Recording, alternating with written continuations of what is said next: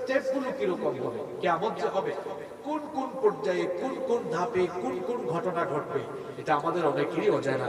কিন্তু আল্লাহ তাআলা কোরআনে কারিমে এমন কিছু বিশেষ সূরা দিয়েছেন, যেই সূরাগুলোতে আল্লাহ তাআলা কিয়ামত কিভাবে ঘটবে সেই চিত্র অত্যন্ত চমৎকার করে তুলে ধরেছেন। আল্লাহু আকবার।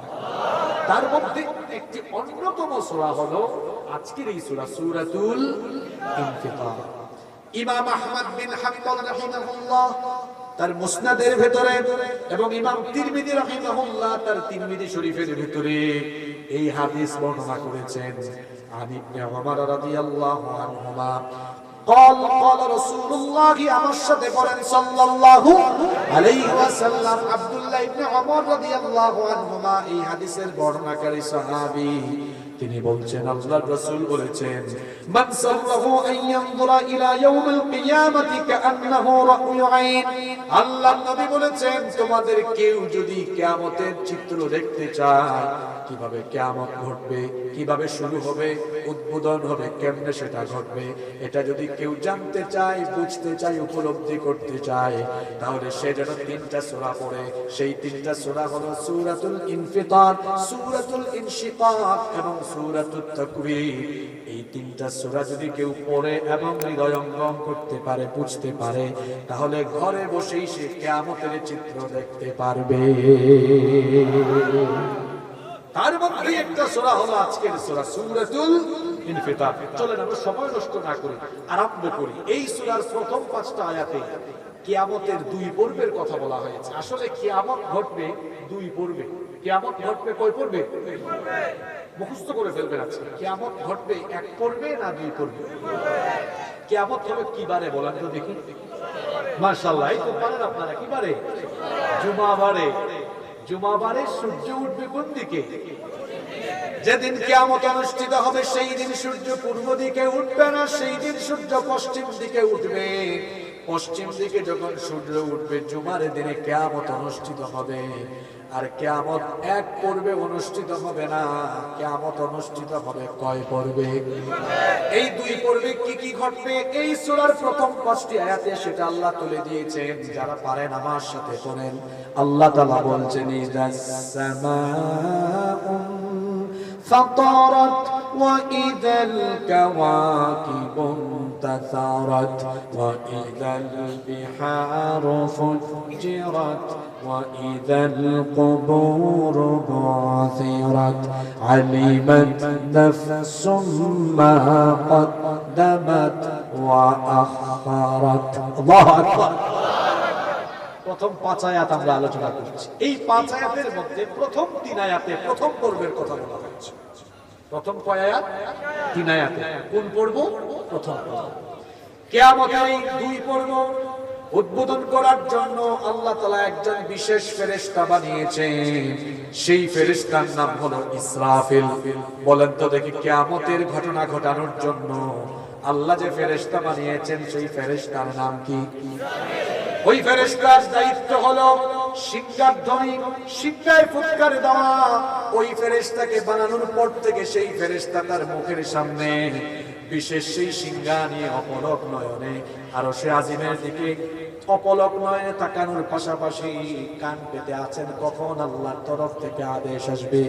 জুমাবারে যেই দিন সূর্য পশ্চিম দিগন্ত থেকে উদিত হবে, আল্লাহ তাআলা তখন ইসরাফিলকে বলবেন, ইসরাফিল তুমি তোমার দায়িত্ব পালন আরম্ভ করো, তুমি তোমার সিংহার ধ্বনি বাজাও। ইসরাফিল আলাইহিস সালাম তখন আল্লাহর আদেশ পাওয়ার করে সিংহায় প্রথমবার যখন ফুৎকার মারবে, প্রথমবার সিংহায় ফুৎকার মারার সঙ্গে সঙ্গে কি হবে? আল্লাহ তাআলা কোরআনে কারিমে বলছেন, ونفخ في الصور فصعق من في السماوات ومن في الأرض إلا من شاء الله। সিংহায় যখন প্রথমবার ফুৎকার দেওয়া হবে, আসমান সমূহ আর জমিনে তখন যারা থাকবে এই সিংহার বিকট আওয়াজে, তখন যারা বেঁচে থাকবে এদের কানের পর্দা সঙ্গে সঙ্গে ফেটে যাবে, তৎক্ষণাৎ তারা মারা যাবে। আল্লাহু আকবার। আব্বাজান এদিকে তাকান বাবা, বুঝেন কথাগুলো। এখানে মনে করেন একটা বিকট আওয়াজ হলো, বিকট আওয়াজ। এই আওয়াজে কি আমাদের কানের পর্দা ফাটবে? কিন্তু ইসরাফিল যখনই সিংহা বাজাবে, প্রথম সিংহার ধ্বনিতে কানের পর্দা ফেটে গিয়ে সাথে সাথে মানুষ বেহুশ হয়ে ওখানেই মারা যাবে। আল্লাহু আকবার, আল্লাহু আকবার। অবস্থা কি খুব স্বাভাবিক না অস্বাভাবিক? বলেন স্বাভাবিক না অস্বাভাবিক? এতগুলো মানুষের অবস্থা সব শেষ, কেউ বেঁচে নাই। সিংহায় একবার ফুৎকার দেওয়ার সঙ্গে সঙ্গে আসমানের অবস্থা কি হবে? এই যে আল্লাহ শুরু করেছেন, ইদাস সামাউল ফাতারাত, সিংহার ধ্বনির পরে আসমান ফেটে যাবে, বিদীর্ণ হয়ে যাবে। কেমন সিংহার ধ্বনি বুঝেন তো? আসমান কি হবে? জোরে বলেন। আসমান কয়টা? কয়টা? الذي خلق سبع سماوات طباقا, তিনি 7 আকাশ 7 স্তরে বানিয়েছেন। 7টা আসমান ভেঙে টুকরা টুকরা হয়ে যাবে। বাবারা দেখেন আসমানের আয়তন, আসমানের বিশালতা দেখেন। এই কামারখন্দেও আপনি যদি থাকেন আসমান দেখবেন, যদি সিরাজগঞ্জ শহরে যান নীল আসমান দেখবেন, ঢাকায় গেলে সেখানেও আসমান দেখবেন। আপনি দুবাইয়ে যান, ইউরোপে যান, আমেরিকায় যান, যেখানেই যান না কেন সেখানে আসমান আছে না নাই? এই যে দেখেন, আমি ধারণা করছি এই প্যান্ডেল হয়তোবা সব মিলিয়ে এখানে 20 থেকে 25,000 স্কয়ার ফিট হতে পারে। 20-25,000 স্কয়ার ফিট শামিয়ানা প্যান্ডেল দাঁড় করানোর জন্য এখানে খুঁটির সংখ্যা কম না বেশি? জুড়ে বলেন, কম না বেশি? কিন্তু আসমানের সীমানা বিজ্ঞানীদের বাপদাদারাও জানে না। বিশাল এই আসমান, মাথার উপরে যিনি স্থাপন করেছেন তিনি কি এই আসমানকে পিলার আর খুঁটি দিয়ে শূন্যের উপরে রেখেছেন নাকি? আসতে বলবেন না, জুড়ে বলেন, কোন পিলার আছে নাকি? কোরআনুল কারীমের 13 নম্বর সূরা সূরাতুর রা'দ 2 নম্বর আয়াতে আল্লাহ তাআলা বলছেন, আল্লাহুল্লাযী রাফা'আস সামাওয়াতি বিগাইরি আমাদিন তারাউনাহা সুম্মা ইসতাওয়া আলাল আরশ। তোমাদের মাথার উপরে সুবিশাল সুবিস্তৃত এই আসমানকে পিলার ছাড়া, খুঁটি ছাড়া যিনি তোমাদের মাথার উপরে বিশাল আয়তনের এই আসমানকে ঝুলিয়ে রেখেছে, গলার আওয়াজ বড় করে সবাই বলেন, তিনি কে? কোন পিলার আছে?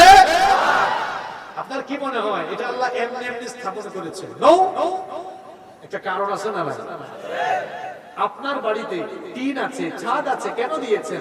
যাতে শীতকালে কুয়াশা না পড়ে, বর্ষাকালে বৃষ্টি না পড়ে, গ্রীষ্মকালে যেন রোদের তাপ না লাগে। এই আসমান এটা আপনি এমনি বানান নাই। The sky has been built as a roof for the protection of the earth.